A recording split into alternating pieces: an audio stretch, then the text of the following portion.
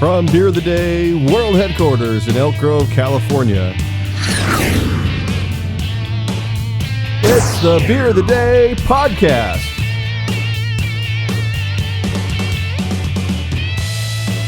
On today's program, we try beers from northern countries.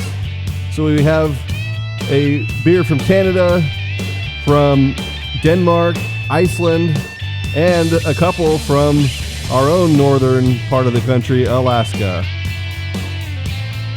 I'm Dallas Helliker. Joining me tonight, Andy Hamilton, Steve Williamson.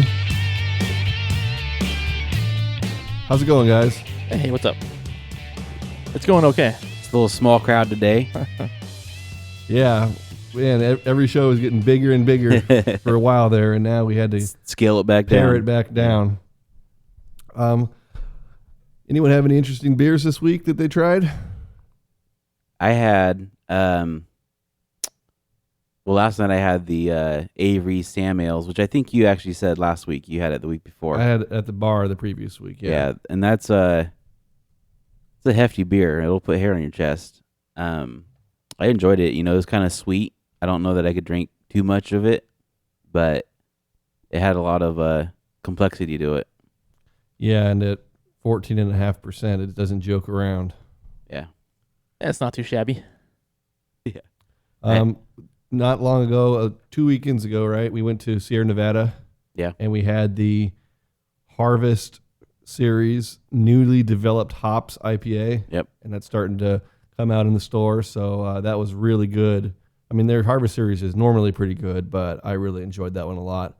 Definitely some unique hop flavors. I had one of those last night, and it's got such so many melon characteristics with grapefruit. It's just perfectly balanced. I really enjoyed that beer. So, all right, well, let's get into the first beer of this show.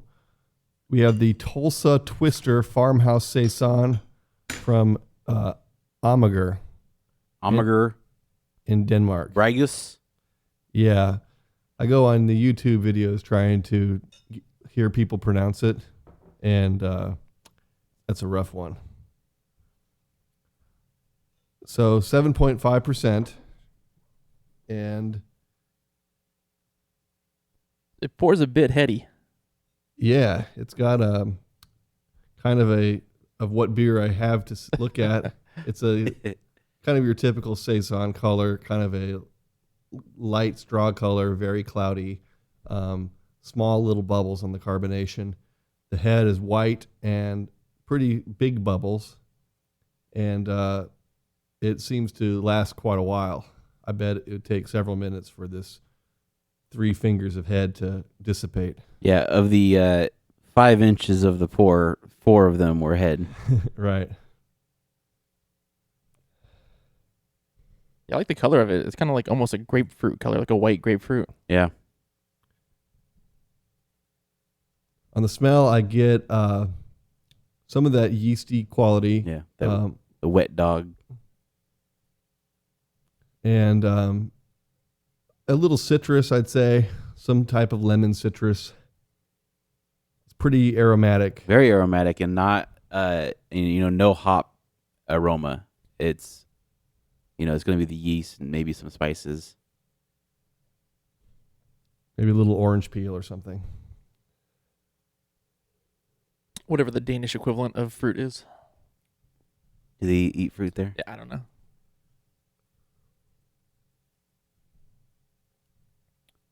It doesn't have on the taste. It doesn't have that, that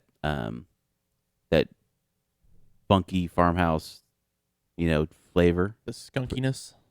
Not skunkiness. It's just like that kind of funky. It doesn't have that. It's pretty crisp. It's quite crisp. Yeah.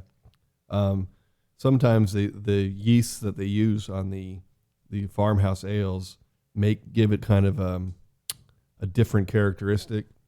This is because it's kind of a yeast characteristic you're not accustomed to. This one here kind of tastes like maybe a light wheat beer. It's like it's very, very reserved. I think it tastes somewhere between a light wheat and like an American lager. I mean, it kind of has that like domestic lager taste to it. Yeah, and you were describing light beers, a light wheat beer or a light, American lager, and this is 7.5%. I don't know. It must be a misprint. Maybe the Danish measure theirs differently. Maybe 4.5, not 7.5. That's it's an easy drinker. I wonder where they get the name Tulsa Twister. Is there a Tulsa, Denmark?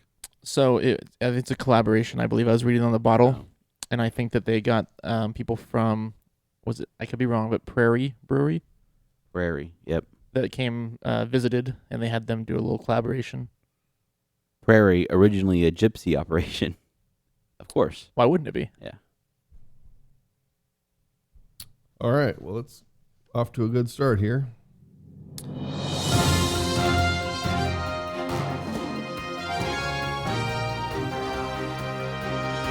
Let's get into the beer news of the day.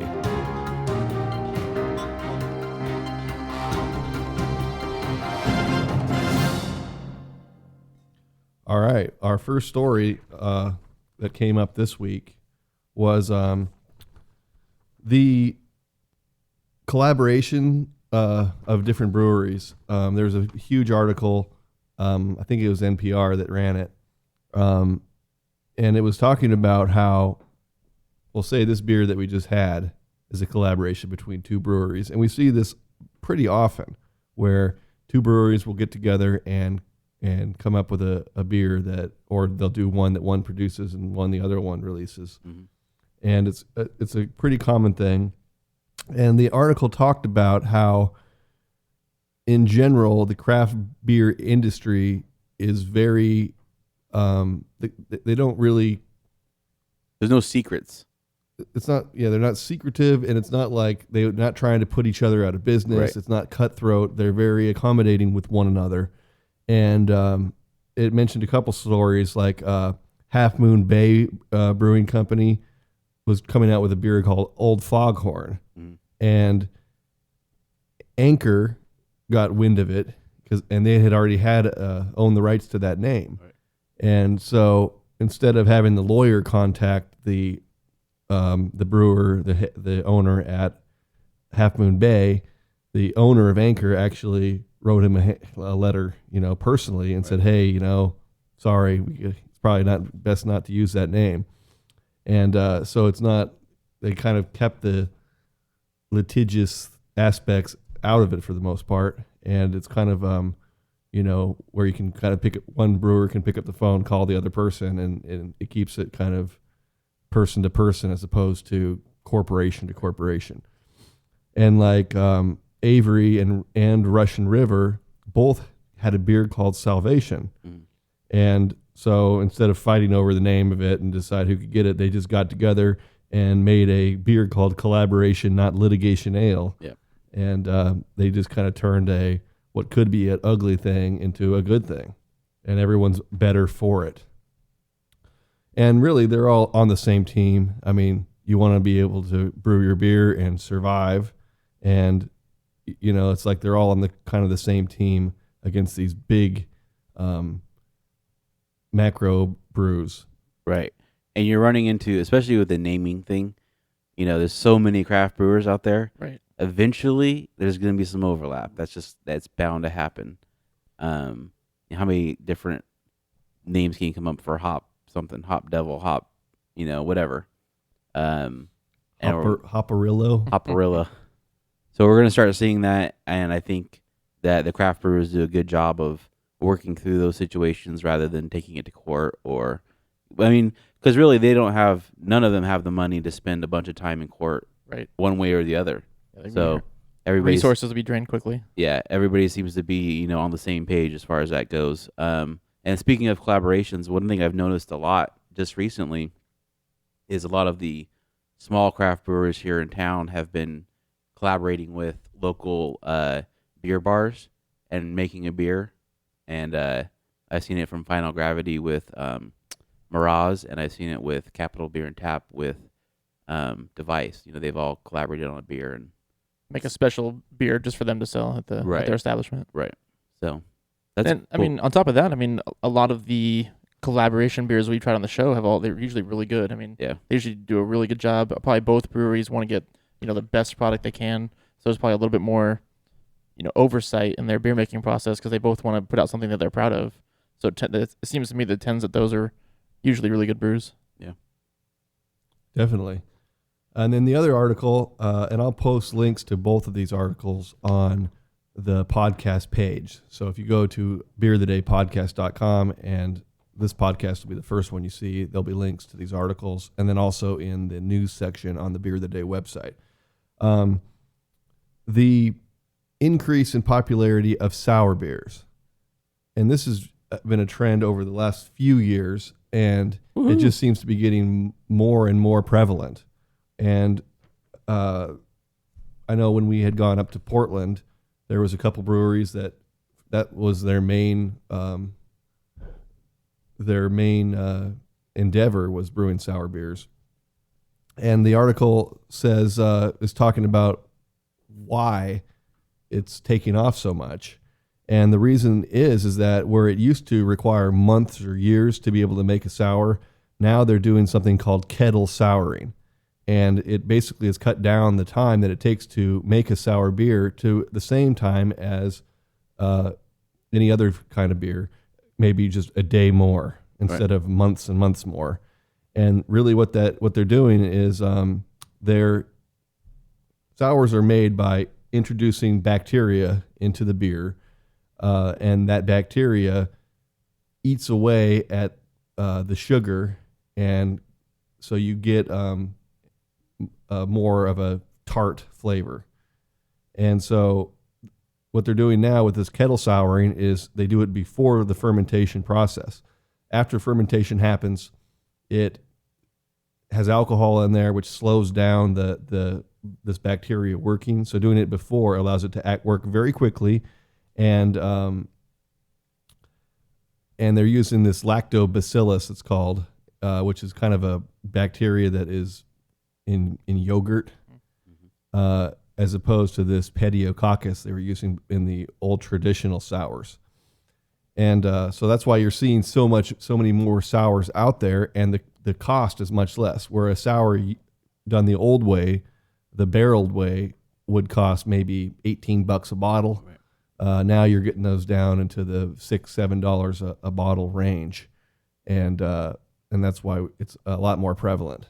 So it says the only downside is that it maybe not as good, this new way of doing it, but the speed at which you can do it and the cost is Yeah, I equated it to kind of like the poor man's sour, and that's not to say that it's bad. It's just it's kind of the easy mac and cheese versus making it from scratch. But I think that we'll see a lot of them on the market. They'll become very popular. There's a lot of people that don't like beer that enjoy sours. I think that's a big piece of the market. But the cost is prohibitive to be able to enjoy them. So I think this is a good idea. Yeah, definitely. It's interesting to see new varieties of beer out there. And so when they come up, I know when we went to Cascade, they had sours of all different, every fruit they have that you can think of, they had it. So, well, I need to go with you guys next time. You need to go, Steve. You love it. All right, let's get into the next one. This is Love Buzz Saison from Anchorage Brewing Company in Anchorage, Alaska. This one is it's what is it, 9%? Yeah, 9%. It's a Saison brewed with Brettanomyces. It's brewed with spices, aged in French oak, Pinot, and Pinot Noir barrels. Yeah, so I think I read that they do the second fermentation in Pinot Noir barrels, and this one looked pretty interesting to me. So Brettanomyces is that yeast that they do in sours. I thought that's what determined if you were a Jedi or not. Is that? Am I close? Your midichlorians? Ah, yeah. Same difference. Same family. Both yeast. I think so. A little bit darker than the previous beer. Oh, quite a bit darker. Same kind of Couple cloudiness. shades darker. It's more of your Yeah, on the Saison scale though, I would say it's a lot darker. Yeah, This definitely, is toward the dark end. and I'd say the smell is the same. Not the same smell, but it's a little bit more of a darker smell.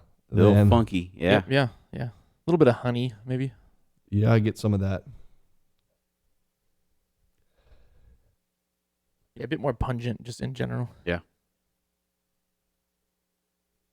Where that last one was kind of a crisp beer, this one I don't expect to be as much. Yeah, this one on the taste, immediately it's an adjustment because you're getting some of that funkier yeast. Yep. And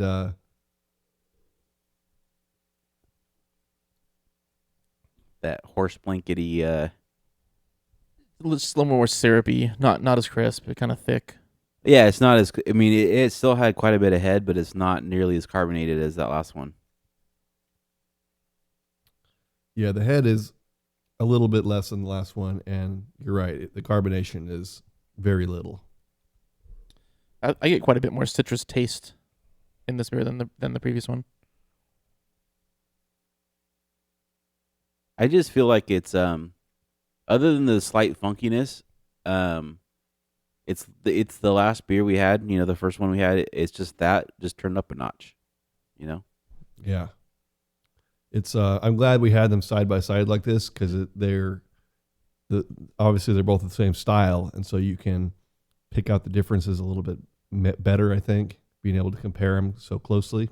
And again, just like on the Tulsa Twister at 7.5%, this one's at 9%. You can't even. Nope, you wouldn't know at all. Never know it. Yep.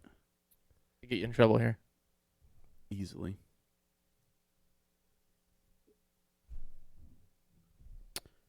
So this might be our furthest north beer we have, huh?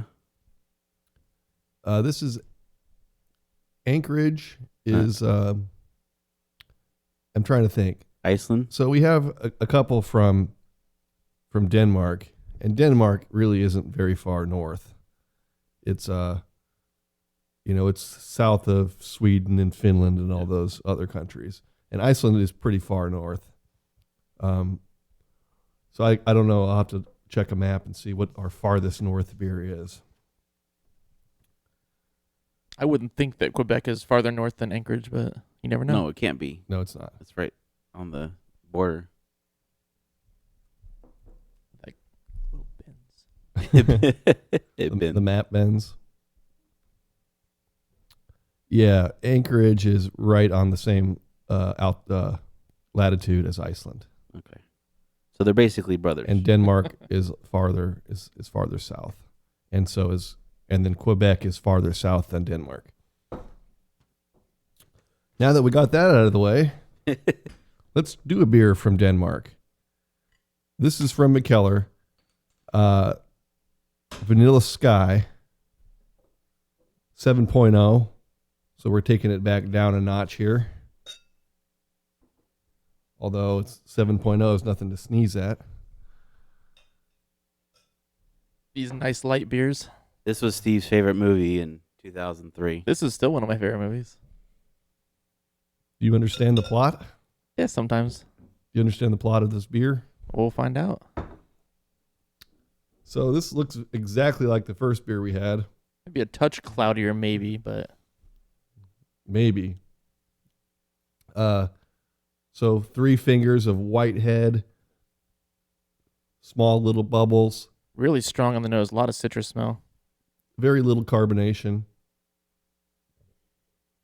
Almost has a medicine-y smell to it. Do you get any vanilla? No vanilla on the smell. I can detect a faint hint. This is a weird beer. IPAs and vanilla, I've never seen that combination before. Is this an IPA? Yes. Oh, wow. So I think the hops, overwhelm the aroma.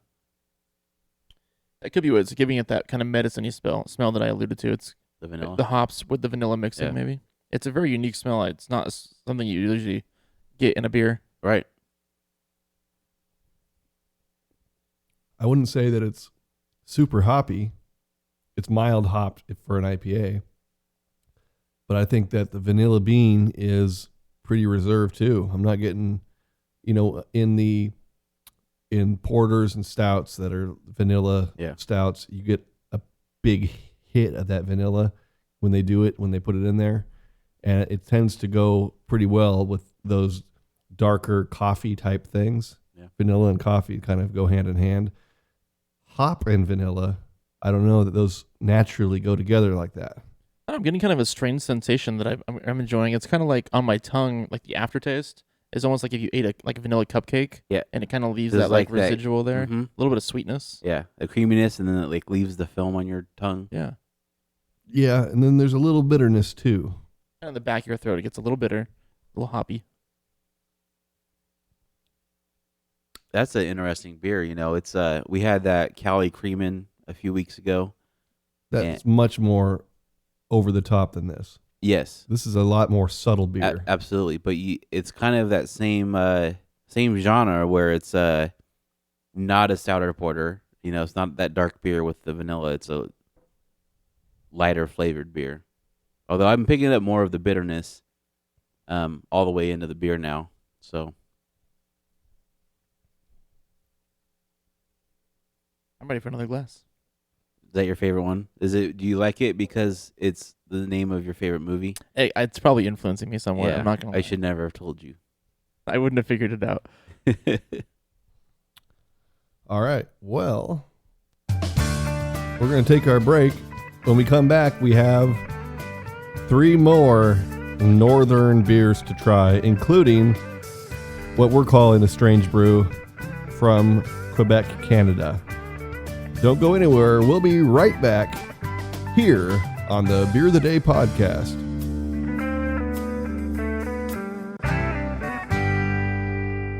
All right, if this is your first time hearing this podcast, you should know that we have a website.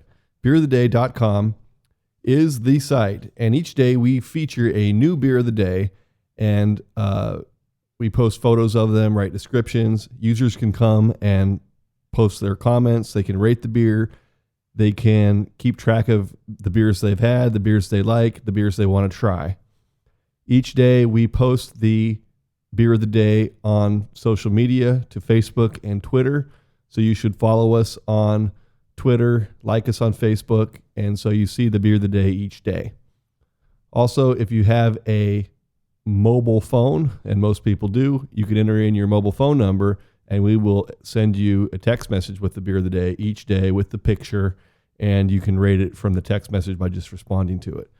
So check that out, beeroftheday.com. And now let's get back to the show.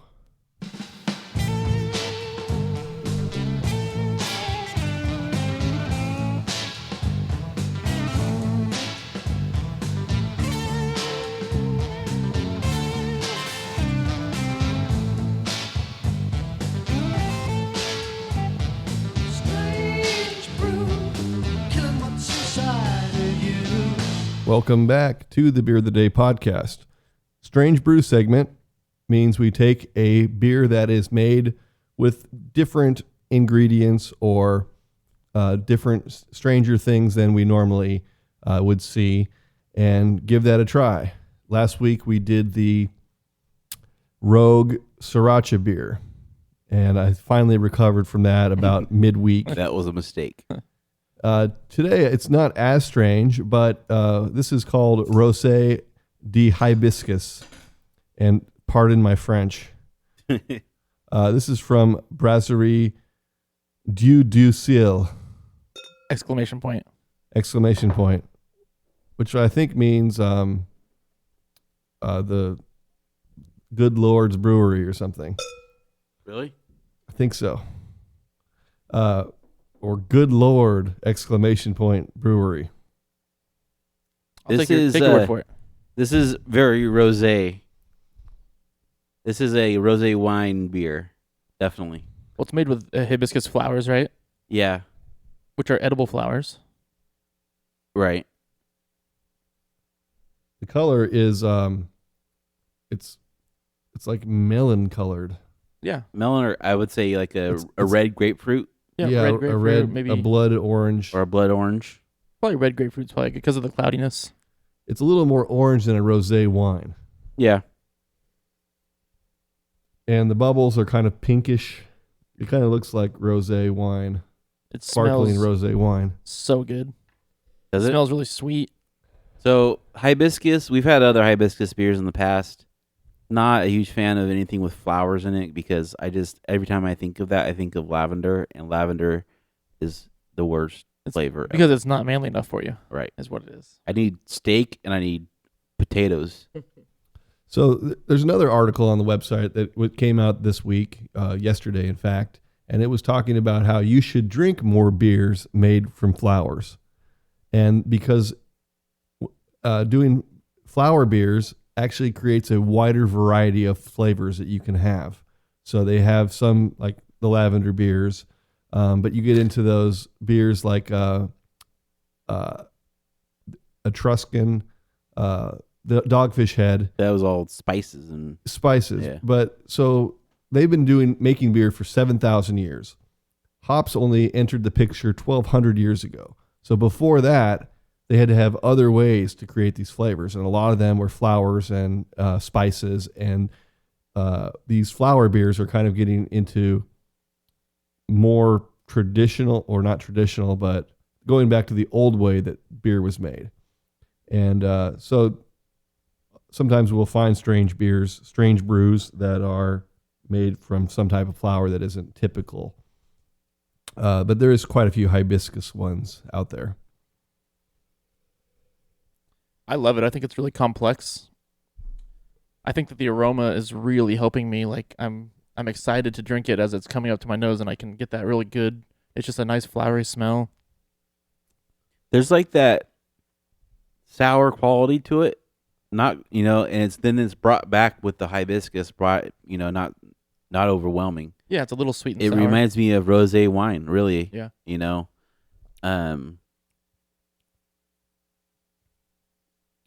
What's that flavor? It's some type of fruit. Like a cherry soda. It Little reminds me of like cherry. 7-Up with cherry, that one, but Mhm. with not so much of the lemon lime. Yep, I get that. It's tough to hit on like one distinct taste. I mean, I think it's really complex to me. It's like a Shirley Temple with hibiscus.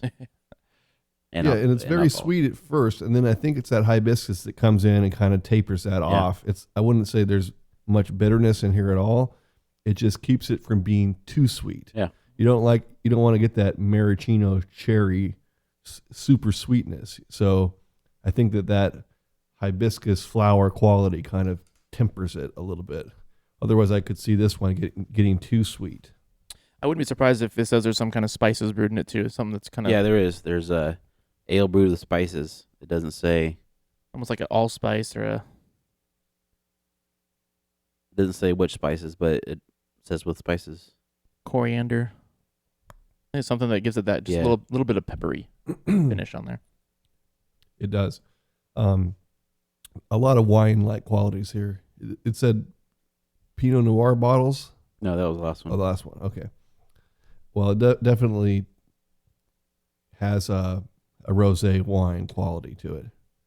What is The the fact- alcohol level on a typical rosé? Anybody know? Any rosé fans? Probably 10%. Yeah, I don't know. I mean, this 10 tastes to 15 somewhere in there. that alcohol range. Dude has a similar alcohol taste. It's only 6%, 5.9. Yeah. But I like it. All right. Well, let's switch gears here. Switch big gears and go with smoked imperial stout called Lava. This is from Olvisholt. What's that? Olvisholt. Brugghús. I bet it's house. No, it's not. Hoos. It's Icelandic. This is from Selfoss, Iceland, which is about an hour east of Reykjavik. And through our the beers that we've had from Iceland, I'm learning my Icelandic geography. So when I go there, I'll be able to We'll get have to around. find beer of the day in Iceland. Yeah. This might be the biggest jump we've ever made between two beers. Yes, this light, floral, sweet, fruity beer to this dark lava smoked beer. It's pretty much black. Slight little bit of red in there. Little red coming through. It's pretty black, dark brown, tan head. Ooh, heck of an aroma on there. A little bit of Smokiness. dark malts, smokiness, and some alcohol burn on the aroma. Yeah. And, smoke beers for me, they fit one of two descriptions. One where, they're perfectly balanced with the flavors in the beer. And then the other one where it's just so smoky, I just can't enjoy them. But we'll see what this one gives us. It seemed really smoky at first, but now I get a lot more like just kind of a hickory smell. It's not as pungent, but It smells like you could marinate beef jerky in this or something. Like a burnt marshmallow almost.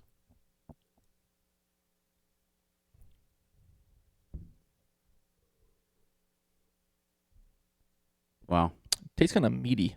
And I was even thinking the bacon smell, and I kind of taste that. Maybe it's just the hickory, kind of like a bacon taste. It gives me like a beef jerky that was marinated in coffee. Yeah. Kind of a thing. I agree with the media. You kind of have to chew this. But the smoky factor is pretty reserved.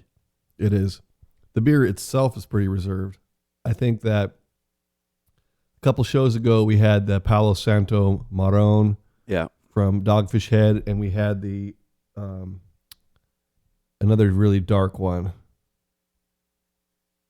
It's not coming to me, but both of those beers that we had on that show were heavier, darker flavors than this. And I think they were maybe more 10, 12%. Yeah. And this is down in the 9.4 range. So you could expect it to be a little more reserved, but it's like it's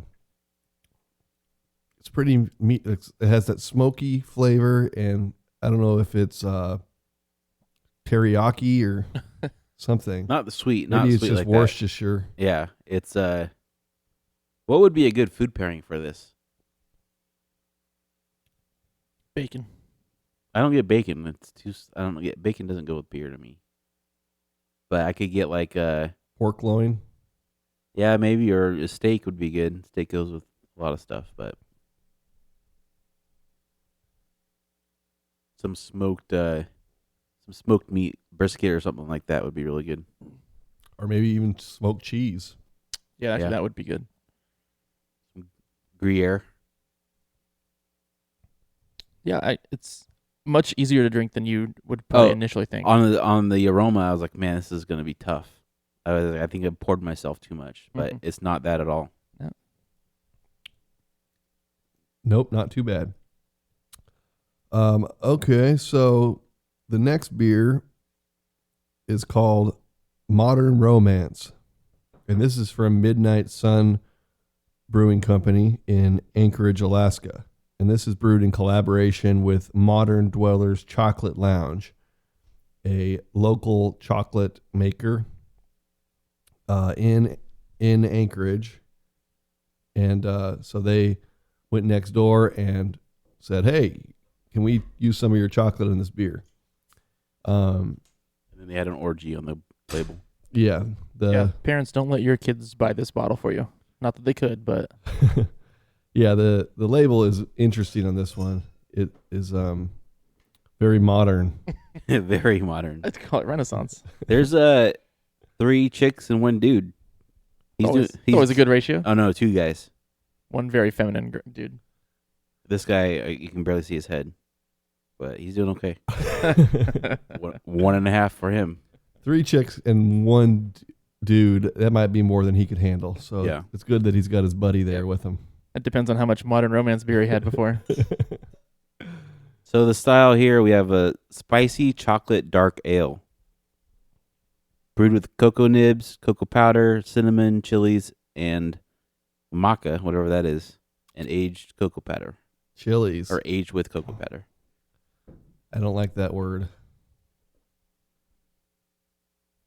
I don't think you're going to get spice with it, but Just something to tone down the sweetness, probably. Yeah, it won't be as bad as the sriracha beer. I hope not. I can smell a couple different kinds of chocolate. It smells like hot chocolate, like powder, and then it also smells like a dark chocolate, like a. It smells like the room at you go to these chocolatiers, and they're making the stuff behind the door there. You smell the chocolate. That's what I smell.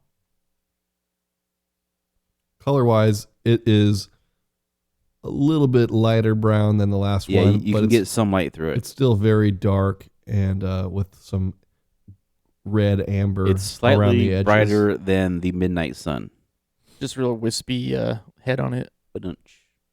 Mm-hmm. Huh. And taste wise,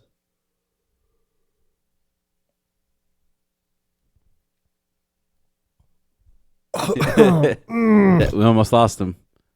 oh no, Midnight Sun. Yeah, you get some of the chili in there, definitely. I took a big old gulp I haven't and had any I yet. almost lost it. I gotta drink the rest of this. It's different. I don't know. Like I took a much smaller sip than you did. I don't know.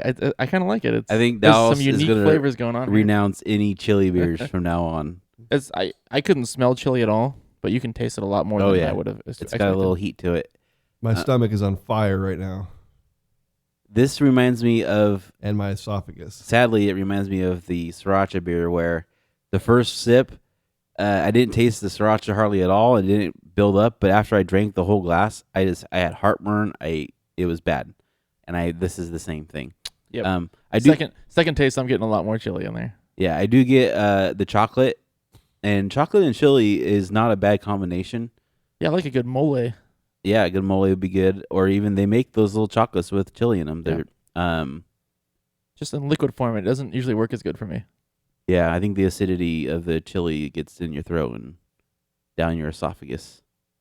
What did I call that last one? Esophageal, the sriracha beer. Very esophageal. Yes.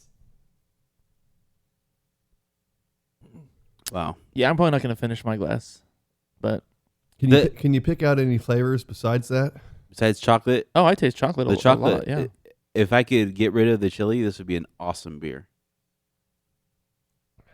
I would drink this every day. Man, I have a tough time with that. I know Dal's probably not going to believe me, but I get a little bit of mint, too, like a little menthol on like right when it first hits your tongue. It's kind of a cooling sensation, and then that chili hits you. Yeah, okay. I can get that. Dal's like, what cooling sensation? What are you talking about? It's just too warm, too much chili for me. So, Midnight Sun, you were so close. Next time, get rid of the chili. Yes. Or tone it down by like 50%. Yeah, the dude only needs one chick. He doesn't need 1.5 chicks. I was looking so forward to this, and I didn't read the chili part, and I wish I had. I don't know. I wish I had not taken such a big first sip. I can't take my eyes off the label. As Joel would say, it ruined me. Ruined. All right. Well, let's recap the beers we had, Andy. Okay, this is going to be a tough one because it's all weird names. So we started off with the Tulsa Twister Farmhouse Saison from Amager, Bryghus from Denmark. Moved on to the Love Buzz Saison from Anchorage Brewing Company. Then we had our Vanilla Sky from Mikkeller. Then we got to our Strange Brew, the Rosée de Hibiscus from Brasserie Dieu de Ciel in Quebec, Canada. And then we had our Lava Smoked Imperial Stout from Olvisholt in Iceland. And then we finished off with the Modern Romance from Midnight Sun Brewing Company, the chili, spicy chocolate Imperial Stout. You nailed that one. Yeah. You got the pronunciation on that one. Perfect. English. And let's spin the pen and see who gets to pick first. All right. It looks like it's Steve or me. Steve. Oh, wait. We're going for the back of the pen? Yeah. That's a tough one for me. I didn't love any of these beers. I wasn't like, oh my gosh, I want to drink this one every day. Just for my, preference right now for the sours, I'm probably going to go with the Strange Brew. I really like the taste of it. I like the floral. It was very unique, something I hadn't really tried before. It wasn't an overpowering sour. You would never drink that and say, I'm drinking a sour, but it had some of those characteristics. Very crisp. I could probably have a bottle or two of that. It was good. I'm going to take that one. Okay, so I mean, this is a tough show because I didn't love any of the beers necessarily, but the one that was the best for like the style, I think, was the Lava Smoked Imperial Stout. A lot of these smoked Imperial Stouts I don't like because they're overly smoky, and they just try to ramp up that smoke factor. This was not that. It was pretty well balanced. So if I had to rank it in my level of smoked porters or smoked stouts, it's going to be in the top 10% for sure. Good choice. All right. I'm going to select the Tulsa Twister Farmhouse Saison. This was a very light, well-balanced beer. It didn't have too much of that farmhouse funk that sometimes gets in there, and the Love Buzz had a little bit of that. I thought at 7.5%, it was so drinkable. It was a beer that you can enjoy on any occasion, I would say. So Tulsa Twister will be my choice. And it's a good choice. I like that.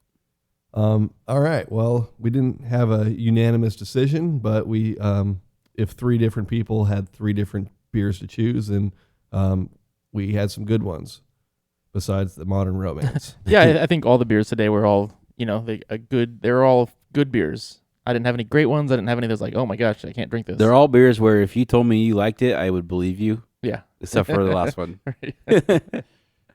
All right, well, let's close it out on the only song I had that mentions the North Country. And we will get on out of here. We thank you for tuning into the show tonight, and we will see you next week for a brand new episode. Until next time, check out our website. To the North Country Fair. beeroftheday.com, and if you're on social media, like us on Facebook, facebook.com/thebeeroftheday. Follow us on Twitter @beeroftheday, and on Instagram @beerofthedaysite. For Andy Hamilton and Steve Williamson, I'm Dallas Helliker. See you later.